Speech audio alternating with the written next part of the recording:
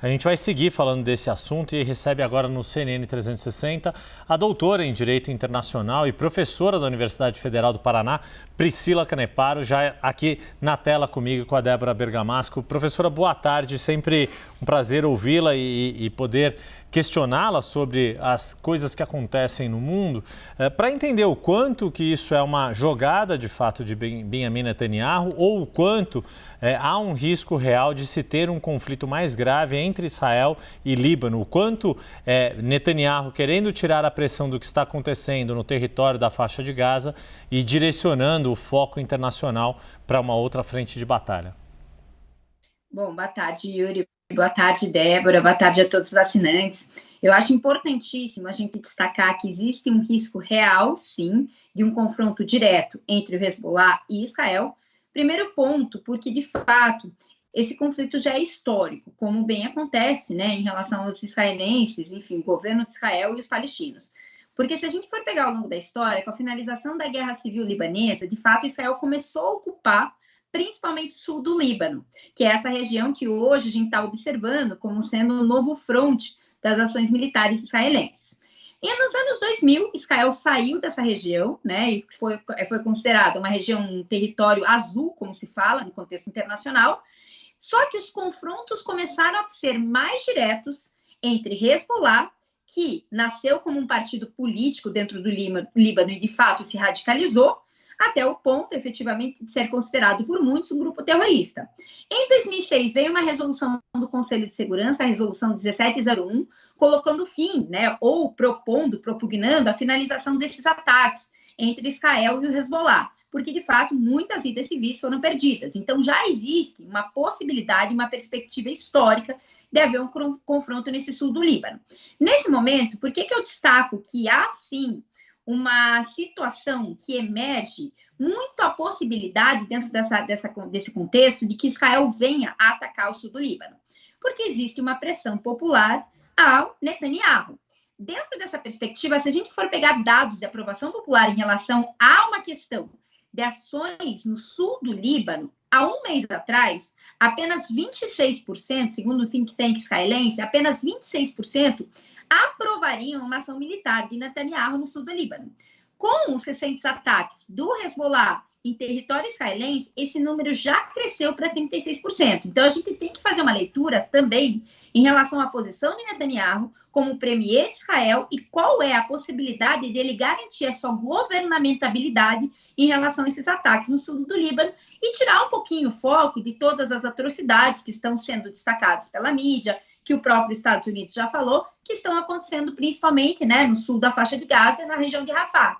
Então, existe aí uma prospecção, só que, Yuri, eu acho importantíssimo a gente falar que se, porventura, Israel vem atacar o sul do Líbano, principalmente focando suas ações nos Hezbollah, a gente não está no mesmo contexto, na mesma situação do Hezbollah de 20, 18 anos atrás. Hoje o Hezbollah está muito mais bem equipado, né, muito melhor, muito grandiosamente equipado, tanto que os ataques hoje eles não são por apenas mísseis, mas drones, e principalmente a gente já, né, prospecta um conflito regional, porque a gente sabe que a retaguarda do Hezbollah é o Irã. E aí a gente vai observar que, de fato, não vai ser um ataque apenas ao sul do Líbano, mas sim também indiretamente ao Irã. Professora, muito importante esse ponto que a senhora toca, porque gostaria de saber quais são os riscos, então, né, diante desse ataque ao Hezbollah e a possível resposta, o tamanho da resposta, como a senhora falou, que está do Hezbollah, que é grandiosamente armada e preparada, desse conflito que hoje está mais absolutamente regional, que ele se espalhe pelo Oriente Médio, tomando proporções ainda maiores e talvez, enfim, que mal se possa saber, né, das consequências. Débora, a gente tem que pensar uma dupla acepção desse confronto, se porventura que eu acredito que venha acontecer. Uma primeira perspectiva que ele seja regionalizado, que ele fique muito no sul do Líbano e continue os ataques apenas de Hezbollah, por intermédio dos drones e uma resposta israelense, um ataque israelense e uma resposta do Hezbollah. Mas eu acho isso muito difícil, porque, de fato, o Irã já falou, a partir do momento que Israel fizeram um ataque no sul do Líbano, direcionado não apenas a essa desestabilização da região para combate do Hamas, o Irã já prospectou que ele vai ingressar nesse confronto. Então, aí a gente já regionaliza o confronto.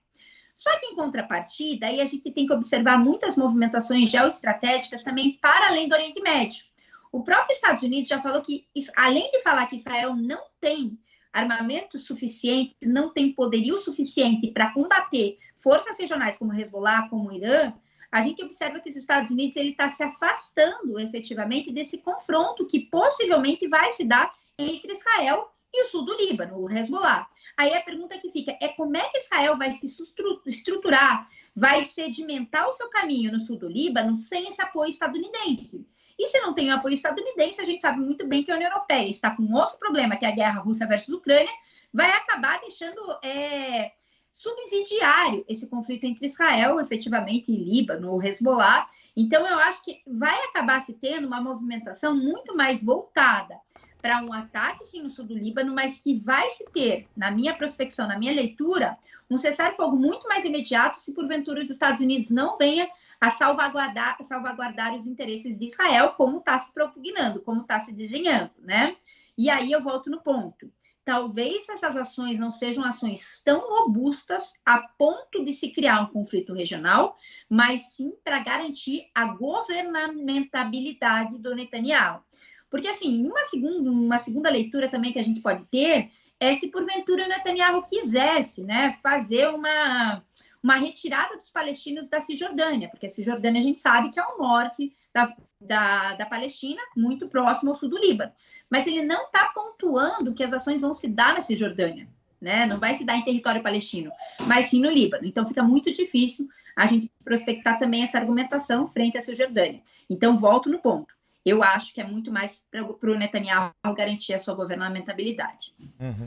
Pois é, todos os movimentos do primeiro-ministro israelense sempre olhando o contexto da geopolítica local ali do Oriente Médio, mas sempre com o foco em assegurar ali que ele mantenha o seu gabinete e não seja colocado em xeque o próprio governo de Netanyahu. Nós conversamos com a doutora em Direito Internacional e professora na Universidade Federal do Paraná, Priscila Caneparo, sempre nos ajudando a entender os contextos da política internacional. Muito obrigado, professora. Uma ótima semana para você.